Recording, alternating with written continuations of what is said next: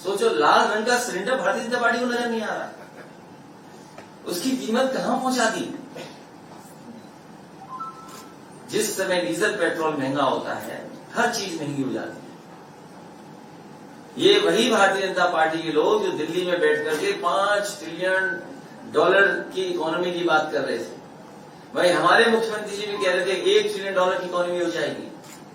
जब इतनी बड़ा प्रदेश है, इतनी बड़ी आबादी का प्रदेश है, जहां पर बड़ा इंफ्रास्ट्रक्चर काम हो सकता था, बिजली सस्ती हो सकती थी, महंगाई पे नियंत्रण लग सकता था, चीजें सस्ती होती, नौजवानों के लिए इन्वेस्टमेंट के बहाने नौकरी रोजगार मिल जाते।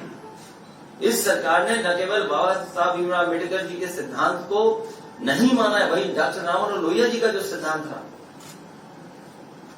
कि इनको हक और सम्मान मिल जाए, उस हक और सम्मान को भी छीना जा रहा है।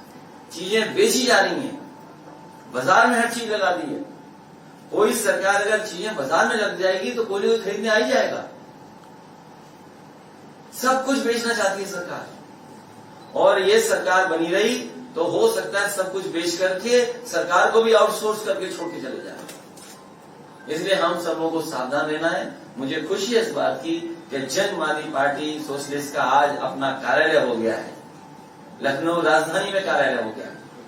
ये शुरुआत है, और थोड़ा बहुत अगर सहयोग और भारतीय जनता पार्टी ने बेईमानी न की होती तो आपका लखनऊ में तो नहीं, दिल्ली में घर परमानेंट हो गया होता।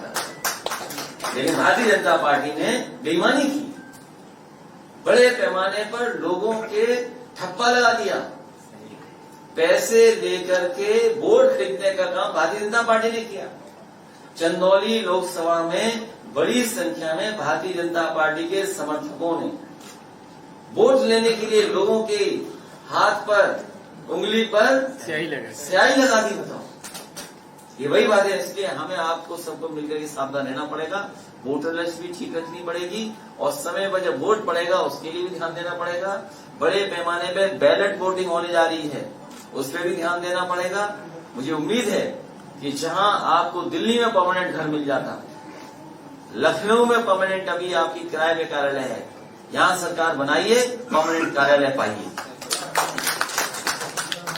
और सम्राट पृथ्वीराज चौहान जी के बारे में मैंने कहा है, क्योंकि मैं कन्नौज से आता हूं, उनका इतिहास मैंने बहुत पढ़ा है, सबने इतिहास पढ़ा है।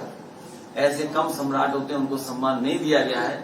समाजवादी लोगों ने हमेशा आपके समर्थन में कहा है कि अगर उनके सम्मान में हमें कोई बड़े स्थान पे, कन्नौज में तो करेंगे सम्राट पृथ्वीराज चौहान जी का सम्मान। अगर हमें ये पूर्वांचल समाजवादी एक्सप्रेस वे पे कहीं भी सम्मान करना पड़ेगा, उनकी प्रतिमा लगा करके, उनका म्यूजियम बना करके, या उनके इतिहास की जानकारी देने का काम करना पड़ेगा, तो हम समाजवादी लोग जरूर करने का काम करेंगे, जिससे कि जो खोया हुआ है इतिहास, खोया हुआ सम्मान वापस दिलाने का काम समाजवादी लोग करेंगे। एक एक करके पूछिए। बात ये निकल के आई है कि जो आपका और आरएलडी की जो गठबंधन है उसकी सीटें लगभग तय हो चुकी है। 40 मांगी थी, 32 दी गई है। दिवाली का बता दीजिए। तो हम क्यों बताएं आपको?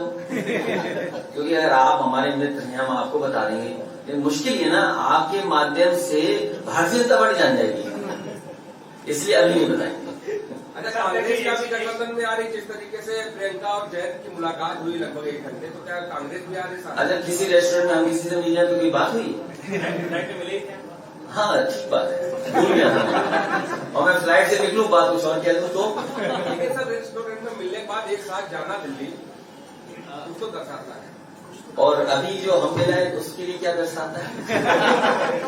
सर, एक न्यूज एजेंसी से बात करते हुए मुख्यमंत्री योगी आदित्यनाथ ने कहा है कि अगर पार्टी उनको कहेगी तो वो कहीं से भी चुनाव लड़ने को तैयार है। मुख्य विपक्षी दल आप है कि आप लड़ेंगे चुनाव? आप बाबा मुखर्जी जी को चुनाव नहीं लड़ना चाहिए, वो जा रहे हैं, आप अपना जाने वाले से क्या लेना देना?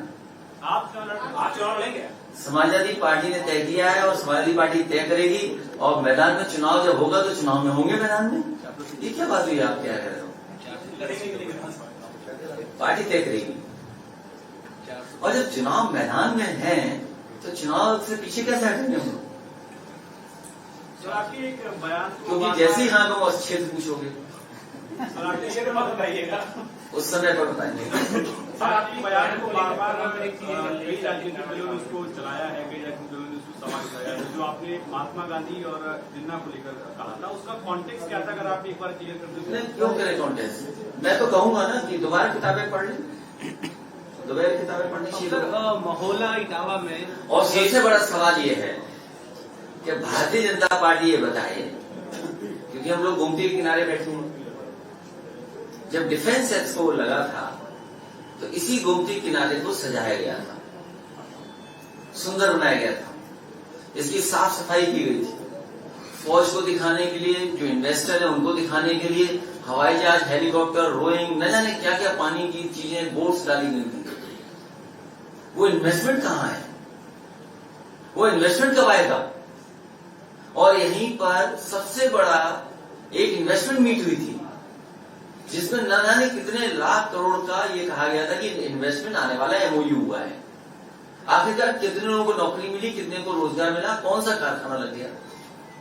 कम से कम बताएं। और मुझे उम्मीद है कि बड़ी तैयारी के साथ आजमगढ़ जाया जा रहा है, वो इन्वेस्टमेंट से कौन सा कारखाना लगा है वहां, ये बताएं। और पिछले 4.5 साल में कम से कम आजमगढ़ की जनता को, उत्तर प्रदेश की जनता को ये बताकर के आगे कि क्या विकास किया है इन्होंने। और आप तो लखनऊ में रहते हैं, पत्रकार साथी, लखनऊ का विकास बता दो। जो स्टेशन समाजवादियों ने बनाई वही स्टेशन है, कोई नई स्टेशन नहीं बनी मेट्रो की। जहां तक मेट्रो जाती है, मेट्रो वहीं से लौट आती है। तो सर, महोला इटावा में मुख्यमंत्री आज जा रहे हैं एक जेल का उद्घाटन करने के लिए। महोला बहुत समाजवादियों का पुराना गढ़ रहा है। रंग बदलना, नाम बदलना, शिलान्यास का शिलान्यास करना, उद्घाटन का उद्घाटन करना, उसी सीरीज में एक और हो रहा है काम जो समाजवादियों का है, उसी का उद्घाटन होने जा रहा है। ये बहुत ही बेहतरीन जेल है, आरसीसी की बनी हुई है। इटावा की जेल छोटी पड़ गई थी, इसलिए बड़ी जेल बनाई गई थी। अच्छा है, जेल देख करके आ रहे मुख्यमंत्री जी, अच्छा करना। और कम से कम उन्होंने जेल बनाई होती, और कुछ न बनाते, जेल ही बना देते। वो भी समाजवादियों की बनाई हुई जेल का उद्घाटन करने जा रहे हैं। और जितना समाजवादी सरकार में स्वीकृत हुआ था उतना ही काम है। इटावा मैनपुरी से जो 4 लेन से जोड़ने वाली सड़क है जेल को, आप ताज्जुब करो इस बात को, सोचिए किस बात को, कि उस सड़क को भी सैंक्शन करने का काम समाजवादी कर रहे थे। अभी सड़क नहीं बन पाई है, सड़क में इतने गड्ढे हैं, गाड़ी गई कैदियों को लेकर के तो हो सकता है गाड़ी फंस जाए, तो कहीं कैदी ना भाग जाए वहां से। तो सड़क कब बनेगी उस जेल को जोड़ने के लिए? सर, आपके सहयोगी हैं ओम प्रकाश राजभर, उन्होंने 2 दिन पहले मुख्तार अंसारी से मुलाकात की और ये भी कह रहे हैं कि वो अपनी पार्टी से कोई टिकट भी दे सकते हैं। आपका कितना समर्थन रहेगा इस बात? ओम प्रकाश राजभर जी की पार्टी के साथ गठबंधन है, अभी टिकटों की जानकारी आपको नहीं है। वो ये कह रहे हैं कि वो मुख्तार अंसारी को अपनी पार्टी से लड़ा सकते हैं, ऐसा अखिलेश जी, शिवपाल जी कब आ रहे हैं साथ? लगातार पूरा सम्मान होगा, साथ रहता है। ये सरकार जा रही है। कल से अम्बेडकर नगर का दौरा कल कर है सर, एक बड़ा कार्यक्रम है।